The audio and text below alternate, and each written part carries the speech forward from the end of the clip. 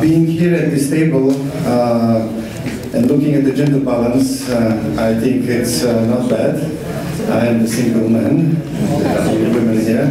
That's exactly how it should be, and that's exactly how it is looking opposite in many situations that these women sitting at this table were facing in their careers, in their lives, in their campaigns, in their political activities.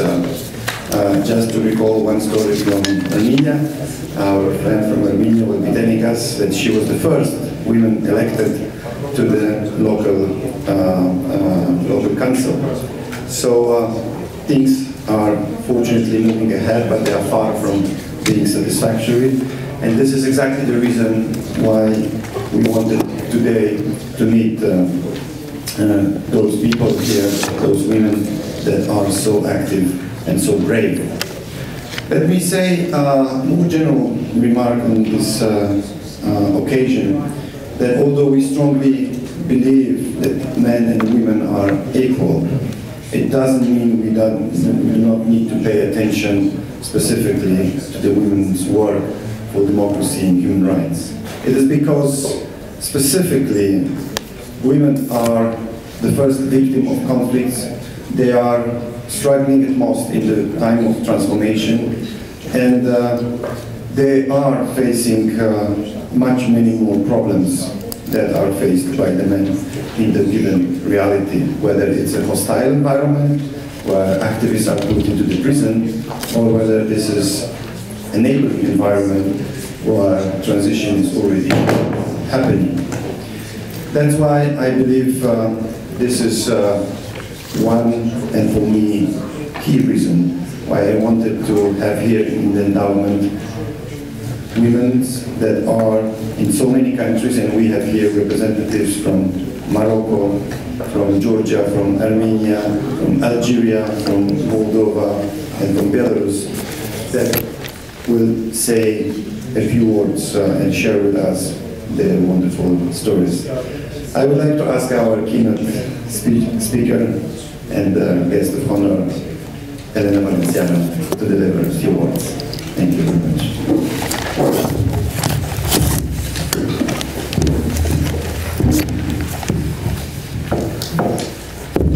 J'espère que ça ne va pas tomber. Bonjour tout le monde, je suis espagnole mais je vais parler en français. Car c'est pas habituel d'avoir de la traduction en espagnol malheureusement.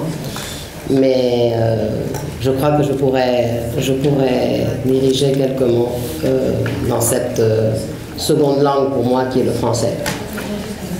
D'abord, je vous remercie pour cette invitation qui va me permettre de connaître et d'écouter des femmes extraordinaires, des femmes qui mènent une lutte que nous menons toutes, mais dans des pays, dans des circonstances bien plus difficiles que celles que nous connaissons, nous, en Europe, en Espagne particulièrement. Mais je viens d'un pays qui a connu aussi un long chemin avant d'avoir la liberté et la dignité des femmes, si c'est qu'on l'a en ce moment. On pourra en parler plus tard. Mais je sais que le chemin est possible, que le chemin n'est pas facile, mais qu'il aboutit finalement à des possibilités énormes pour les femmes. Notre chemin, le chemin des Espagnols, a été un chemin qu'on a fait la main dans la main de la démocratie. Je ne vois pas vraiment la possibilité de l'avancement des femmes sans la consolidation des démocraties. Je crois que la démocratie est une des meilleurs alliés de la lutte des femmes. Et je crois qu'il est absolument pertinent de mener la lutte pour la démocratie ou pour la consolidation de la démocratie avec la lutte pour l'égalité. Je ne comprends pas l'une sans l'autre. Je crois qu'elles s'alimentent et que c'est pour ça que c'est très intéressant de pouvoir écouter les différentes expériences des femmes activistes, des femmes parlementaires, des femmes qui finalement ont un compromis envers leur pays et envers leur genre, envers le reste des femmes. Je ne crois pas non plus à l'avancée des femmes individuelle. Je crois à l'avancée des femmes comme un phénomène collectif, comme celle qui reprend le témoin de celles qui, avant nous, ont lutté pour les droits et pour l'égalité. Je crois que je me sens partie d'une longue chaîne de femmes qui ont essayé de pousser un tout petit peu plus pour la liberté, pour la dignité des autres femmes. Et cette longue chaîne doit être absolument globale. Et même si les stratégies peuvent varier d'un lieu à l'autre, il y a des éléments absolument communs que nous pouvons apprendre les unes des autres. C'est pas la position d'une femme espagnole qui donne des leçons à quiconque, mais c'est oui, l'expérience d'une femme espagnole qui est née alors que les femmes n'avaient pas le droit d'être libres en Espagne et qui a connu le travail de beaucoup de personnes pour être finalement dans le même chemin que le reste des femmes européennes, car les femmes espagnoles, nous partions d'un pas vraiment en arrière par rapport au reste des Européennes.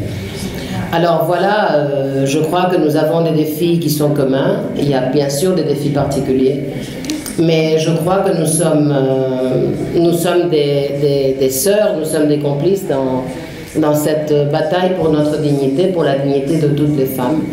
Et j'attends à connaître vos histoires pour pouvoir réagir plus tard.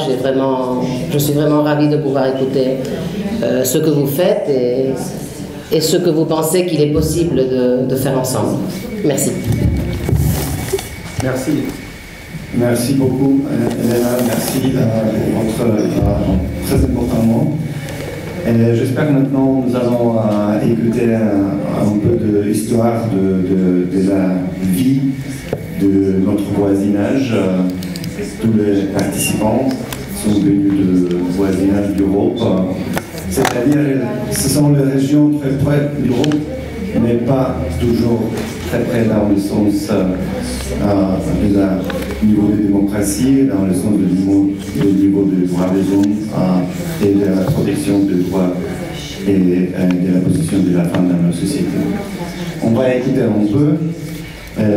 Maintenant, I do invite our guests to share your stories. Let's start with the first presentation. Lubna Amhaye from Morocco, member of the House of the Representatives and promoter of the socio-economic position of women. Please do. Est-ce que ça marche? Ça marchait. Oui, maintenant. Voilà.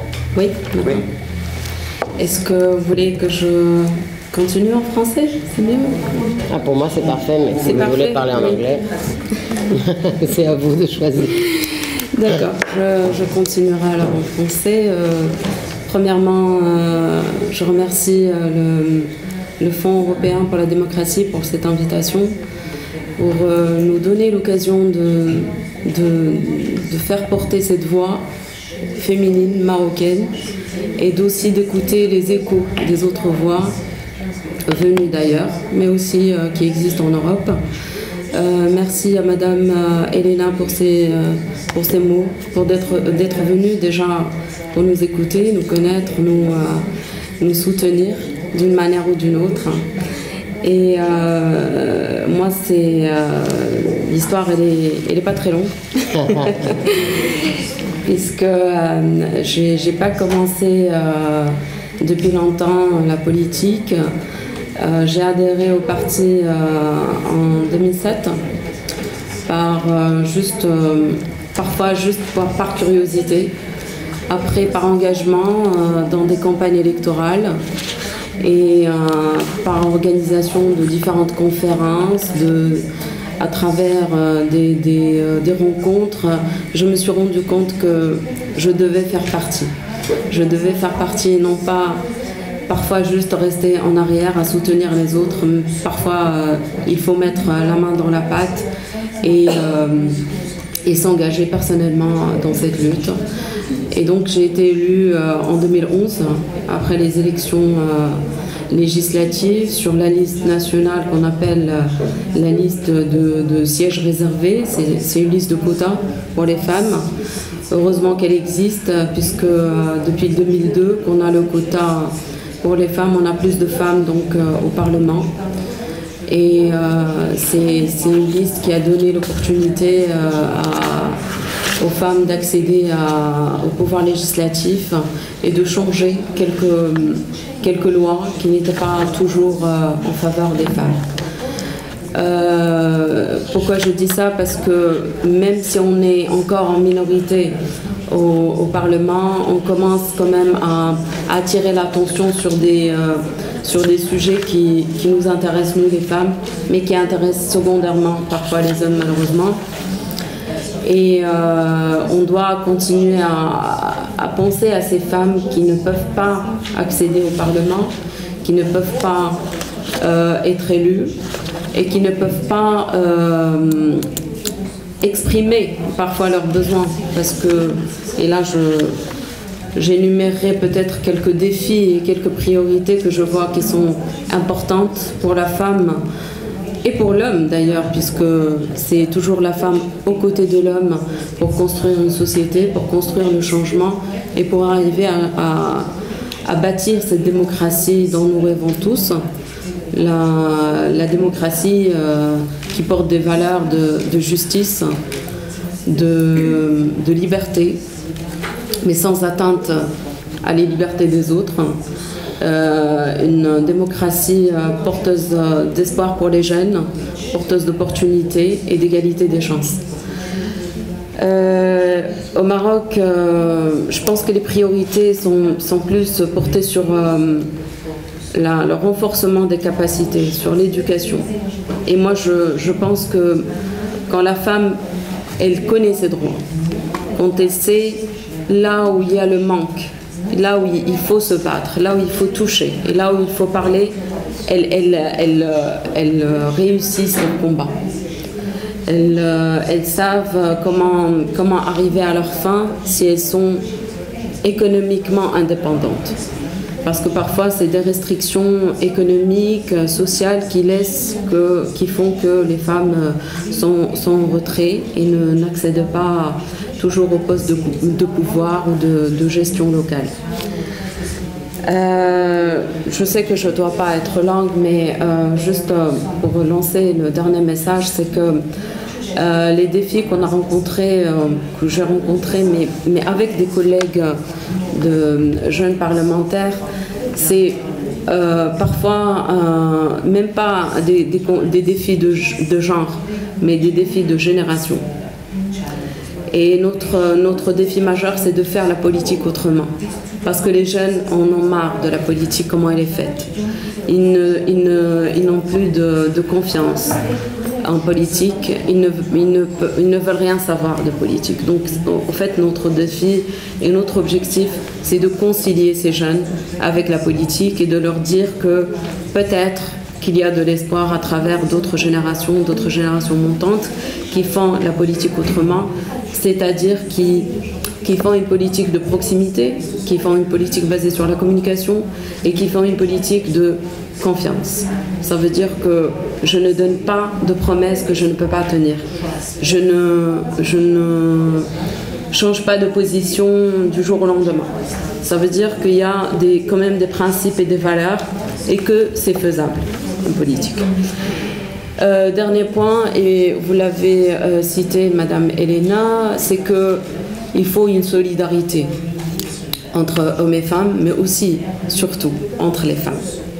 Et ça, on le voit parce que très peu de femmes aident les pères, aident leurs collègues, aident leurs amis à suivre le processus et à monter aussi, à les pousser vers le haut.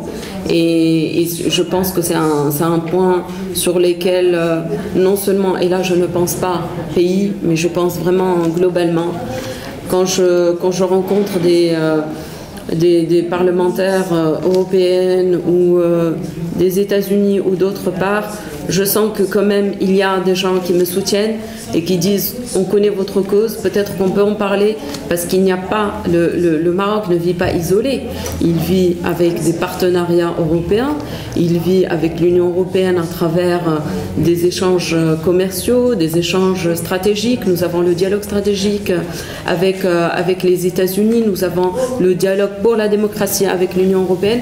Tout ça, c'est des canaux à travers lesquels on peut faire passer notre message à travers nos amis européens ou d'outre-mer pour défendre aussi notre cause et faire la pression sur un gouvernement qui parfois est réticent et parfois juste n'a pas le temps ou n'a pas la priorité de modifier les choses.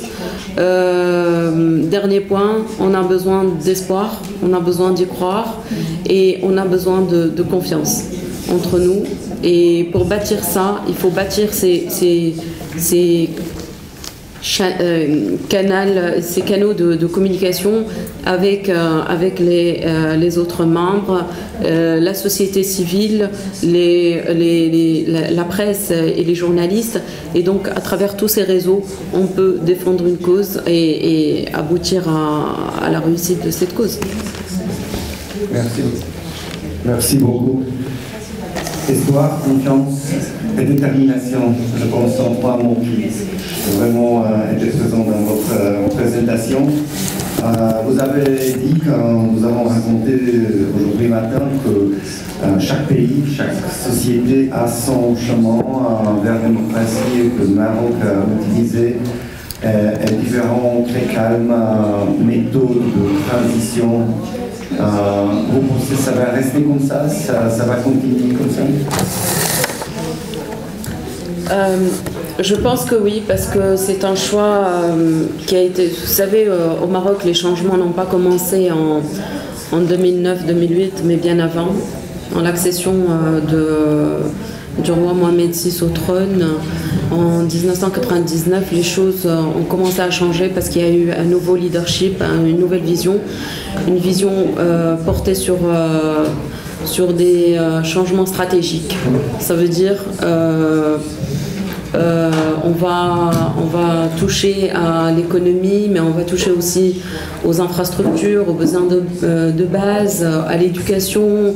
Plusieurs chantiers ont été ouverts. Et donc, je pense que ça a été comme un vaccin, si vous voulez, pour le Maroc, quand il y a eu le printemps arabe, le printemps démocratique, on l'appelle comme vous voulez. Mais il y a eu aussi des manifestations au Maroc, sauf que la différence, elles étaient paisibles, elles étaient pacifiques. Elles n'ont pas demandé le changement de régime, mais elles ont juste demandé la dignité. C'était les manifestations portées sur la dignité. Et la dignité ici, elle englobait le droit à accéder au développement dans sa globalité. Ça veut dire le droit à l'éducation, le droit à la santé, le droit à la liberté, le droit à plusieurs choses que l'être humain, homme ou femme, aspire. Et donc la réponse a été très rapide par une nouvelle constitution, de nouvelles élections, un nouveau gouvernement. C'est vrai que les défis existeront toujours. Je ne pense pas qu'il y ait un pays parfait où rien ne se passe. Il y a toujours des aspirations des populations à changer des choses, à améliorer certaines choses ou à être face à de nouveaux défis, comme on le voit maintenant avec la montée, je pense à mon avis, sagement. Et le modèle qu'a choisi le Maroc, c'est le modèle on l'appelle la douce révolution. Ça veut dire que c'est une évolution dans le temps, mais c'est des changements quand même qui opèrent et qui font que des choses se passent, des choses s'améliorent de manière graduelle, mais on a toujours encore des choses sur lesquelles on peut travailler. Vous êtes très intéressés par les droits de l'homme ou les droits humains comme on les appelle maintenant. Et je pense que les droits des femmes font partie de ces droits. Le jour où on aura véritablement instauré les droits humains, ça, on n'aura plus à demander des droits pour les femmes. Parce que dans les papiers, on a l'égalité entre les hommes et les femmes. Mais en fait, ce dont on parle et le débat maintenant au Maroc, c'est comment accéder à l'équité. On ne parle plus d'égalité, parce que l'égalité est acquise. Personne ne nous défend d'accéder à n'importe quel poste. Mais c'est vrai que la représentation et les résultats ne sont pas les mêmes. Donc, au fait, c'est taxé. Et cette considération qu'on va donner plus à l'homme ou à la femme qui va donner ces résultats qu'il y a moins de femmes peut-être au gouvernement, moins de femmes au Parlement, moins de femmes dans le conseil de région, etc., etc. Mais les femmes ont compris que ce n'est pas juste avec la politique, c'est peut-être avec l'économique. Maintenant, on a plus de femmes chefs d'entreprise.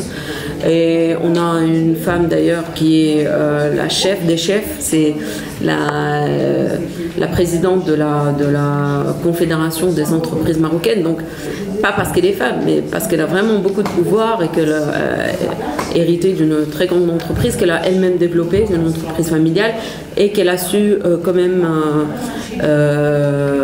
renforcer sa place et sa considération pour qu'elle soit votée présidente.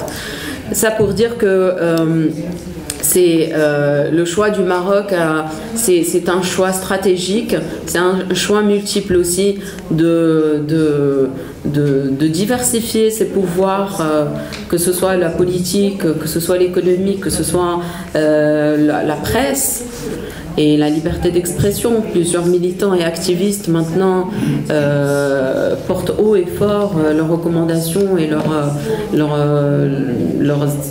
aspirations par les médias. Si ce n'est pas des médias publics, ça va être des médias sociaux. Si ce n'est pas des médias sociaux, ça va être la radio, etc., etc. Donc il y a plusieurs moyens de faire entendre sa voix. Et le Maroc, encore une fois, n'est pas isolé. Il a toujours été depuis des siècles, et je pense que c'est un atout, brassé par des civilisations, brassé par des cultures, que ce soit ses racines africaines, que ce soit son entourage maghrébin, mais ses relations aussi avec l'Europe ou avec les Amériques qui ont fait que il y a une ouverture, il y a des avancées. Parce qu'on ne peut pas rester stagné si on veut collaborer avec nos partenaires. Merci beaucoup Nuna. Dignité, c'était le mot-clé de cette deuxième partie de votre présentation. C'est le même mot-clé qui a guidé la révolution en Ukraine, c'est-à-dire à différents régimes, mais les attentes sont les mêmes. Ici, on va bouger vers un autre participant. Now we will ask next participant to tell her story. Olga Dorokhina, coming from Georgia, a member of the Union Bridge of Friendship, an NGO that empowers young Georgian citizens for local political participation. Olga, пожалуйста, говорите. Добрый день. Я очень рада приветствовать вас всех здесь.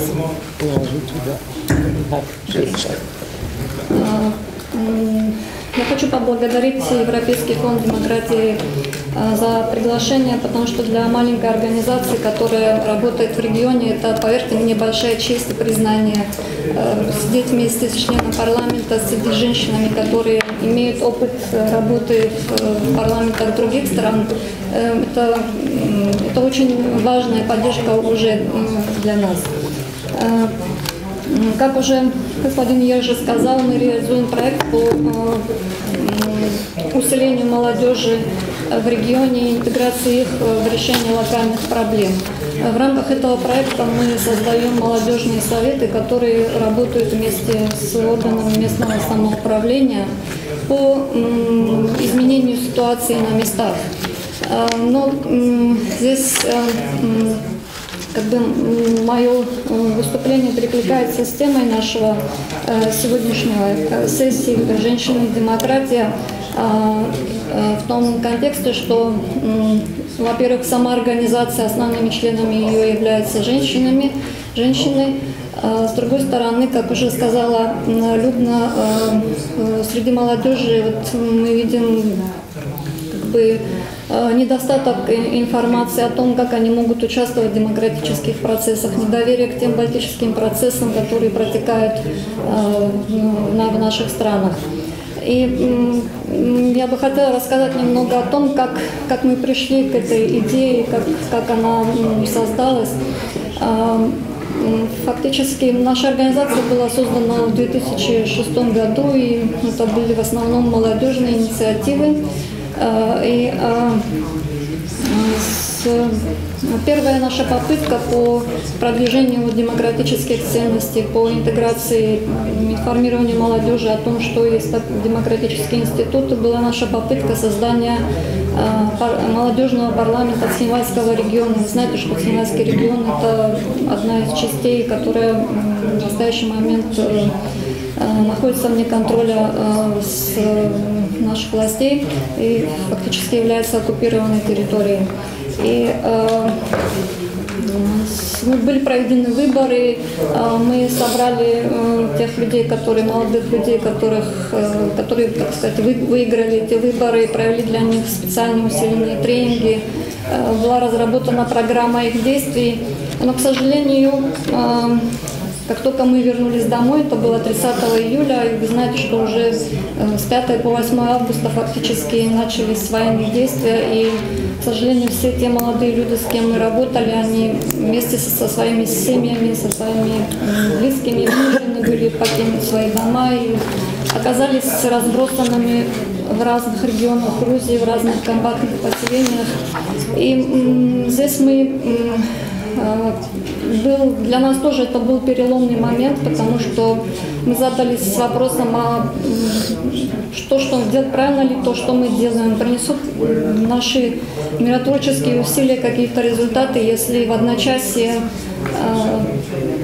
фактически вся работа сведена на нет, все те усилия направлены на восстановление диалога, доверия с другой частью конфликтного общества. Все это было фактически за несколько часов буквально сведено на нет. Но нам пришлось работать в новых условиях и сконцентрировать свою работу особенно в первые моменты, на оказании гуманитарной помощи, потому что в это время сами государственные структуры, международные организации, они просто не успевали реагировать на те вызовы, с которыми приходилось сталкиваться. И в этой работе мы, для нас дополнительным стимулом стало то, что именно те молодые люди, с кем мы работали в своих местных поселениях, именно они стали организаторами налаживания какой-то работы на местах. То есть они информировали о том, допустим, какая помощь необходима в тех или иных поселениях. Они информировали, где есть свободные помещения, куда можно поместить людей. И таким образом мы решили, что необходимо продолжить работу по усилению молодежи. К тому же и до войны социально-экономическая ситуация в этом регионе не была хорошей, но после военных действий фактически произошло полное разрушение социальной инфраструктуры, экономической инфраструктуры. Люди лишились элементарных источников дохода. Знаете, это сельскохозяйственный регион, где основным источником дохода была сельскохозяйственная продукция, но ввиду проблем безопасности, наличия мин и случаев похищения, которые продолжаются, собственно, и по сегодняшний день, то есть все это повлияло на развитие региона. Мы решили, что вкладывая инвестицию в развитие капитала молодого поколения, мы через несколько лет мы можем иметь тот потенциал, который реально сможет изменить ситуацию в регионе. И как бы были проведены самые различные активности по повышению информированности молодых людей о возможностях альтернативного образования. Мы содействовали продвижению их в различных проектах, инициативах, работе с органами местного самоуправления. И в общей сложности эта работа показала, что насколько важно продолжить эту работу с молодежью, и фактически эта работа продолжается. Но мы работаем не только с молодежью, но также и с женщинами, и поскольку мы организация из региона, то в основном это работа с женщинами, которые представлены, вернее, хотят быть представлены в органах местного самоуправления. Мы стараемся проводить специальные активности по повышению их возможностей быть избранными, присутствовать в органах местного самоуправления. И, наверное, в этом будет очень нам полезен опыт женщин, которые здесь присутствуют, потому что пока, во всяком случае, в нашем регионе это не очень успешный опыт.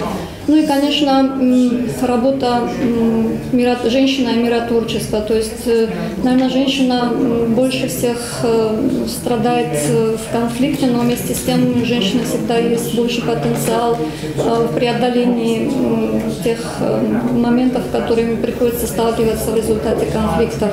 И, наверное, тоже признанием для нашей организации было то, что в прошлом году директор организации Миги Губилури была удостоена премии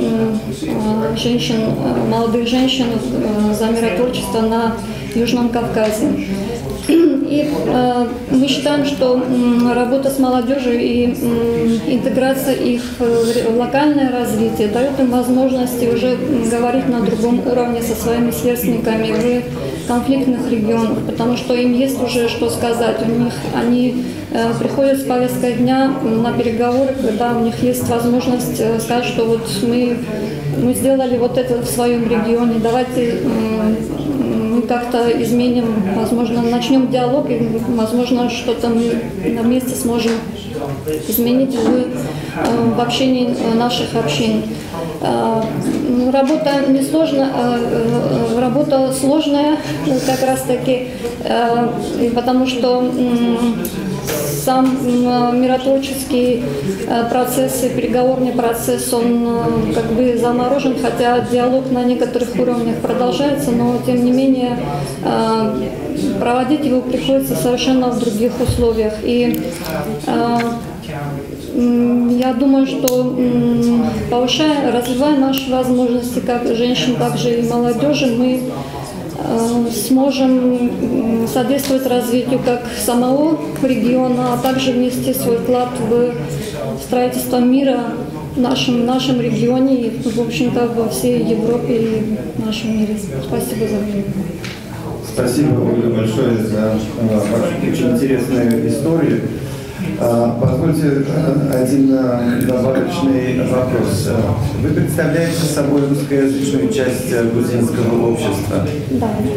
Да. Сегодня, во время войны в Украине, этот вопрос часто появляется. Как существует вместе русскоязычные граждане различных стран Восточного партнерства? Как с вашего опыта это выглядит? Если это является, естественно, что язык разделяет мнение людей, или это только результат кремлевской пропаганды? Ну, поскольку я как бы этнически являюсь представителем русской общины, русскоговорящей, может быть, даже общины, и все время на протяжении всей моей жизни в Грузии, все равно Грузия моя страна, и это моя родина. Как бы там, может быть, моя историческая родина Россия, но я родилась и жила и выросла в Грузии. Это моя родина. И всегда существовал какой-то момент особого отношения к русскоязычному населению, поскольку иногда проецируется политика российского государства на саму общину. Но, не знаю, за мою жизнь я никогда не ущемления. Даже во время войны, вы сами знаете, что в августе был такое ожидание и страх, что, возможно, то, что происходит в Цхинвальском регионе, военные действия, фактически открытые военные действия России против Грузии, они могут спровоцировать негативное отношение на локальном уровне. Но я разговаривала на русском, когда ездила в общественном транспорте. Мы писали на русском информацию для наших коллег за рубежом. То есть это проблема, которая абсолютно легко решается, когда она перестает быть политизированной. Русский язык, он может быть языком коммуникации только, но это не значит, что им нужно манипулировать в политических целях. То есть это, и второй момент еще очень важный, то, что когда ты живешь в другой стране, очень важно знать язык той страны, где ты проживаешь. И иметь возможность коммуникации и на своем родном языке, но и на языке той страны, где ты живешь. И когда вот эти два момента они совместимы, тогда и эти проблемы совершенно по-другому смотрятся. Конечно, знаю, что происходит сейчас в Украине, на мой взгляд, этот вопрос очень сильно утрирован, потому что я тоже очень часто была и в Украине, и видела, столько прессы на русском языке, столько каналов и столько возможностей не было нигде. И я думаю, что манипуляции вот этим языковым вопросом, они только подливают огонь в размежевание двух общин, украинской и русской, которые, в общем-то, славянские нации, которые во всяком случае, на почве языка там нечего делить.